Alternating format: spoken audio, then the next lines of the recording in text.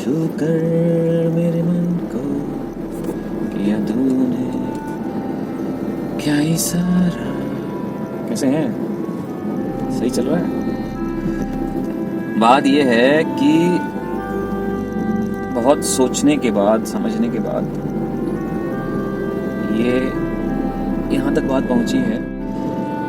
Hello hi, मेरा नाम है तेजेंद्र बिष्ट और आज मैं आपके संग एक्चुअली होता ही है ना कि जब भी मैं कैमरा ऑन करता हूँ तो जितने भी मेरे मन में, जितना मेरा सोचे हुए आइडियाज़ रहते हैं, प्लान रहते हैं, जो मैं नोट करके रखता हूँ कि ये चीज़ आप लोगों के संग बांटूंगा, शेयर करूँगा अपने अनुभव, अपने एक्सपीरियंस, तो होता ही है कि कैमरे के सामने आवाज़ निकलती नहीं है।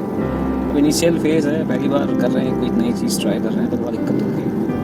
तो मैंने सोचा चलो ड्राइव करते करते थोड़ा सा रिकॉर्ड कर लेते हैं, ध्यान रहेगा रोड पे और बातें भी होती रहेंगी आप लोगों से।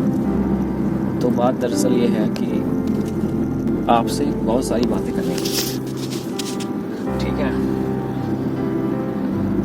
तो जब आप कुछ चीज़ें को, कोई भी चीज़ हो, चाहे वो आर्ट हो, पेंटिंग हो, ड्राइंग हो, म्यूज़िक हो, क्राफ्ट वर्क हो, जब भी आप कोई ऐसा क्रिएटिव वर्क करते हैं, ठीक, तो उसमें सबसे पहला जो पॉइंट होता है, सबसे जो ज़रूरी चीज़ होती है उस काम को करने की, वो होती है कि आप कितना ज़्यादा इन्वॉल्व हैं अपने वर्क के साथ, अपने क्राफ्ट के साथ, अपनी क्रिएशन के साथ। और जितना ज़्यादा आप इन्वॉल्व होंगे उतना ज़्यादा आप उसे एंजॉय करेंगे। और जब आप किसी चीज़ को एंजॉय करना शुरू करते हैं तो उसमें ये मायने नहीं रखता कि वो काम जा कैसा रहा, मायने ये रखता है कि आप उसके संग कितना कनेक्टेड हैं। और जब आप अपने काम के संग कनेक्ट होना शुरू हो जाते हैं, फील करना शुरू कर देते हैं, तो खुद ब खुद उसमें इम्प्रूवमेंट आने लग जाती है। समझ में आ रहा है कुछ? मुझे खुद नहीं पता मैं कैसे समझाऊँ, क्योंकि कुछ चीज़ें ऐसी होती है ना जो सिर्फ करके समझ में आती है, फील करके समझ में आती है। तो मैं स्टार्टिंग इनिशियल फेज से जब ड्राइंग करता था बचपन में, तो उस समय कुछ ऐसा खास था नहीं, कोई गाइडेंस नहीं था। स्किल्स थे बट गाइड करने वाला, बताने वाला, रास्ता दिखाने वाला कोई नहीं था। और मन में हमेशा ये रहता था कि काश थोड़ा सपोर्ट मिलता फैमिली से, या कुछ अच्छे कॉलेज में चले जाता तो मे बी मैं कुछ कर सकता था। बट ये सब चीज़ें सेकेंडरी चीज़ें होती हैं। मेन चीज़ होती है कि आप कितना इंटरेस्टेड हैं, आपकी विल कितनी स्ट्रांग है उस चीज़ के लिए, अपने पैशन के लिए। हाँ, पैशन से याद आया,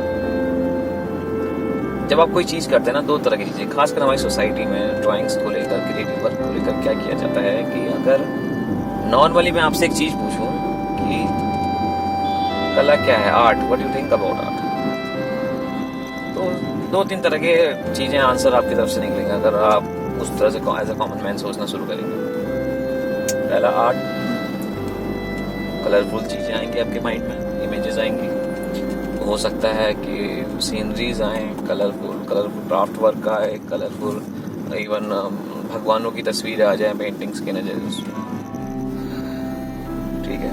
और अगर एकेडमिक वे में सोचा जाए तो हमारे वहाँ अभी भी एजुकेशन सिस्टम में आर्ट को, क्राफ्ट वर्क, म्यूजिक को एक्स्ट्रा कैरिकुलर एक्टिविटीज़ की तरह देखा जाता है, कैरियर की तरह नहीं समझा जाता, ठीक है। अगर आप कहीं इंटरव्यू के लिए देने जा रहे हैं तो आप एज अ हॉबी बताते हैं उसे, आर्ट को, म्यूज़िक को, जबकि ऐसा एक्चुअली है नहीं। आप किसी भी फील्ड में जाएंगे, अब हर फील्ड का एक अपना ही इम्पोर्टेंस है, अपना ही हार्ड वर्क है, अपने ही स्किल्स हैं। फॉर एग्जांपल, जैसा कि हर कोई एक अच्छा डॉक्टर नहीं बन सकता, हर क्वालिफाइड स्टूडेंट जो है अच्छा इंजीनियर नहीं बन सकता, वैसे ही हर कोई आर्टिस्ट भी नहीं बन सकता। ये चीज़ समझने की बात है और ये चीज़ें समझनी चाहिए कि आपने चाहा और आप आर्टिस्ट बन गए, ऐसा नहीं होता ये करना। अगर आप आर्ट के लिए सीरियस हैं, इस फील्ड के लिए सीरियस हैं, तो इसमें भी आपको उतना ही टाइम देना पड़ेगा, उतनी ही मेहनत देनी पड़ेगी अपने स्किल्स को लेकर, और कैरियर में उतना ही ज़्यादा इसमें ग्रोथ भी है, इवन उससे ज़्यादा है बाकी फील्ड से। आप खुद ही देखिए कितने आर्टिस्ट निकलते हैं और कितने इंजीनियर, डॉक्टर निकलते हैं, परसेंटेज देखिए, जो खास है उसकी वैल्यू ज़्यादा है, ठीक है। आपसे पूछा जाए इंडिया के टॉप 5 आर्टिस्ट के नाम बताइए तो आपको वो भी नहीं पता होगा। इतनी ज़्यादा हम क्या कहते हैं, इग्नोर करते हैं किसी एक चीज़ को। टाइम बदल रहा है, ऐसी बात नहीं है कि ये चीज़ें लोगों को समझ में नहीं आ रही हैं। खासकर 20s के बाद, अर्ली 2020 के बाद फैमिली सपोर्ट करने लगी है, जब से थोड़ा सोशल मीडिया वगैरह और न्यूज़ वगैरह, टैलेंट हंट शो शुरू हुए हैं, तो लोग इसको भी, म्यूज़िक, डांस और आर्ट को भी थोड़ा, आर्ट तो अभी भी थोड़ा सा पीछे ही है बट लोग तवज्जो देने लगे।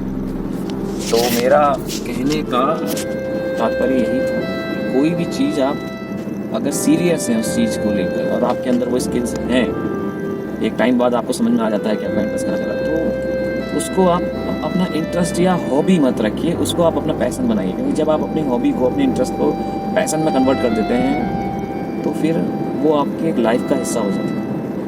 लेकिन आर्ट को लेकर ऐसा है ही नहीं। अभी भी हमारी सोसाइटी में आर्ट को एज अ साइड बिजनेस ही ट्रीट किया जाता है, हॉबी ट्रीट किया जाता है, जबकि इसमें ग्रोथ बहुत ज़्यादा है, इसमें भी अपॉर्चुनिटीज है। आई होप मैं आपको समझा पाया हूँ।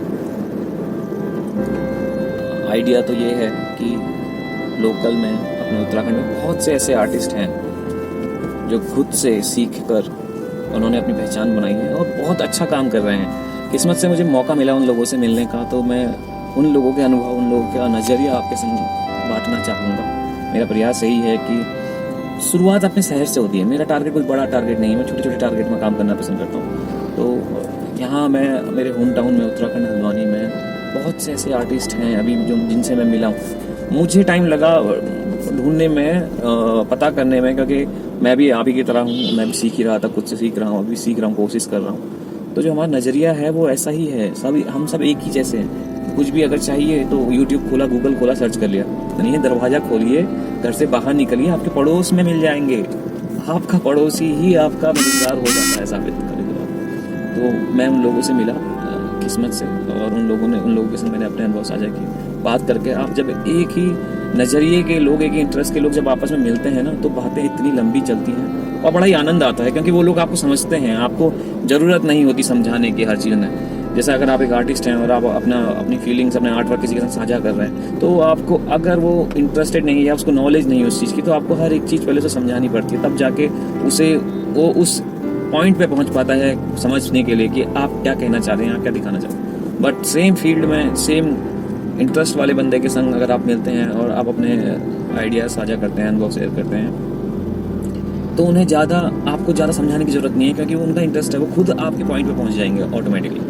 तो मैं उन लोगों से मिला, बहुत से लोगों से मिला लोकल के, और मैं कोशिश कर रहा हूँ कि मैं मिलता रहूँ उनसे बात करता रहूँ, ताकि मुझे भी गाइडेंस मिलता रहे और मैं आपके संग वो सारे अनुभव बांट सकूँ। तो कोशिश यही है आप लोगों के लिए, यही एक आइडिया है छोटा सा, कि एक छोटे स्तर से शुरुआत की जाए, अपने घर से शुरुआत की जाए। यहाँ पे आर्टिस्ट को इकट्ठा करके उनसे मिलके उनके अनुभवों को बांटा जाए, आप लोगों के साथ एक गाइडेंस लिया जाए, ताकि एक बेटर वे में हम मिलकर कुछ नया कर सकें, सीख सकें। आई होप देखो क्या होता है, कितना कर सकते हैं। तो मिलते हैं आपसे अगले वीडियो में।